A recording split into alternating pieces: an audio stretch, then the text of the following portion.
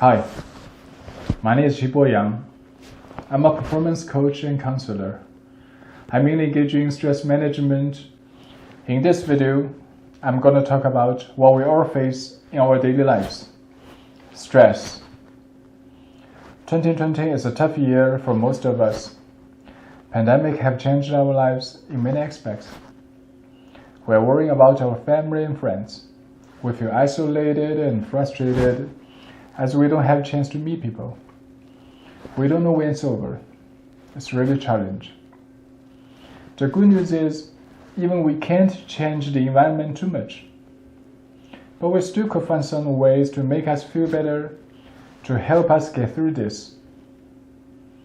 Before we start to talk about how to deal with stress, I'd like to ask you, what is stress?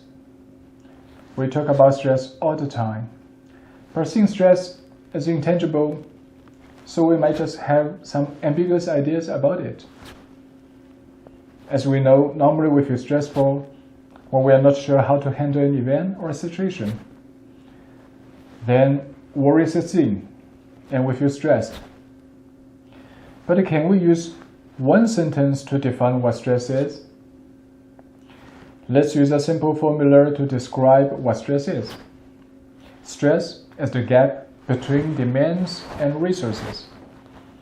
It's just as simple as that. By resources, I mean what personal and social resources we can get, like how much time we have, our relevant capacities or skills for the demands, social supports, like family, friends, and things like that. Our stress level is proportional to the size of the gap. When the gap is huge, we feel highly stressful, even if the gap is small. But if it's lasting, since chronic stress accumulates, we'll still become exhausted, depressed, and anxious. It will affect our mental and physical health, even destroy our lives. But stress is inevitable in our lives in this modern, fast-paced world. It's very important to cope with stress well, and that's our job, helping people to handle their stress. Let's get back to the formula. Our target is to narrow the size of the gap. As you can see, there are two ways to adjust the size of the gap. We can either decrease the demands, sometimes just lower our expectations, or increase our resources. Either way, the gap will be narrowed. Let's talk about what really causes you stress. What's the demand? Here, the demand means what the situation or environment wants from us. There are 3 steps to figuring out what really makes you feel stressful. The first step is to list the stressors, because sometimes stressors are very clear event, like a very important examination, a job interview, things like that. But more often, it's complicated than that. It's a kind of vague and wide feelings that entangles in our mind. So we need to list it. It can be our work, finance, health, relationships, maybe our internal stressors, fear, lack of control, expectation about ourselves, things like that. Now we have the general idea about our stressors through the list. The second step is to divide the concrete event from the whole stressful situation. There are lots of the factors could make us feel stressful, but not each of them is in the same level.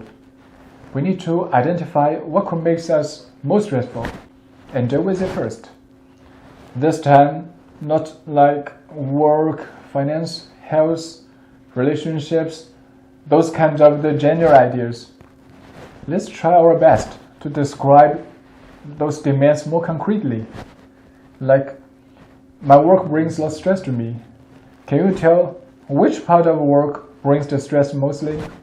The boss, the colleagues, your own performance? The purpose of dividing is to find out key points of stressors. That way we can know the priority of the issues to deal with. Let's take a presentation as an example. You feel stressful about your presentation. You may be worried about the content which is not attractive enough. Or perhaps you feel nervous about being in front of an audience. Each part has different ways to cope with. Speaking about the key point, sometimes we need to do the third step. Dig deeper. Check if there are deeper demands under the surface of those stressors. Deeper demands usually are indirect demands, so that it could be ignored. But sometimes they're the main causes for your stress. For instance, I used to worry about presentation a lot. I've solved it for a long time.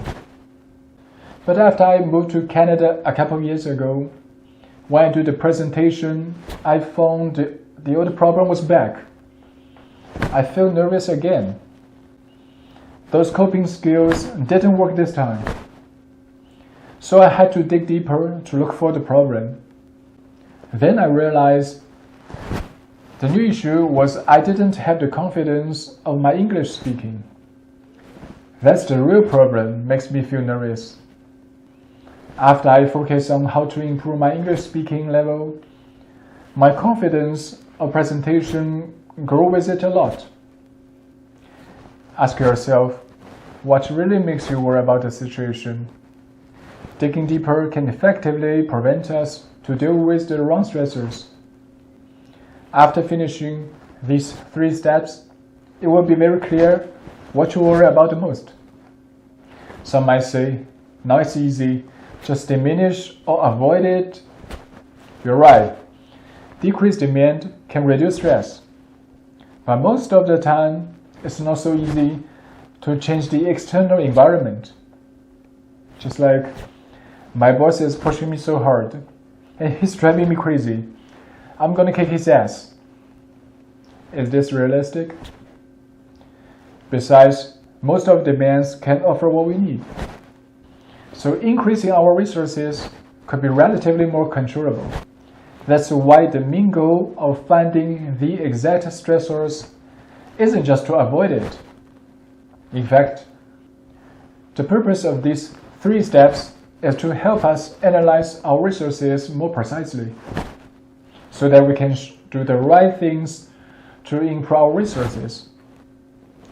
Next time, we're going to start to talk about the way to increase our resources, so that we can shrink the gap. Okay, let's summarize today's contents.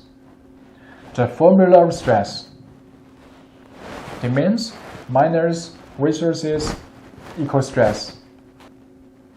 There are 3 steps to analyze the demand. List, divide, dig deeper. Hope you like this. See you next time.